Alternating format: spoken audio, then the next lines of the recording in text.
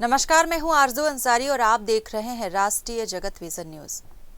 Police अधीक्षक राजनांदगांव के नेतृत्व में और अतिरिक्त पुलिस अधीक्षक पुलिस अनुभागीय अधिकारी के दिशा निर्देश पर थाना क्षेत्र में शांति व्यवस्था बनाए रखने के उद्देश्य से असामाजिक तत्वों के खिलाफ प्रभावी कार्रवाई की गई।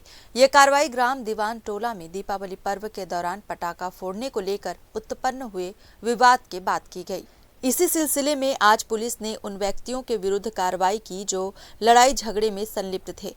इनमें जयप्रकाश रात्रे उर्फ जेपी 21 वर्ष, हुसैन कुमार बांधे उम्र 20 वर्ष और नितेश कुमार टोडर उम्र 20 वर्ष शामिल हैं।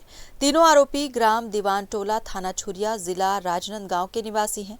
पुलिस ने मौके पर ही इन्हें गिरफ्तार किया ताकि किसी संज्ञेय अपराध की पुनरावृत्ति रोकी जा सके।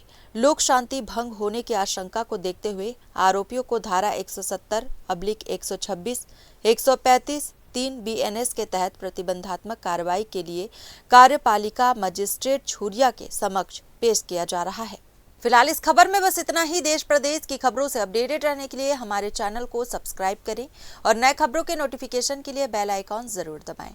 नमस्कार।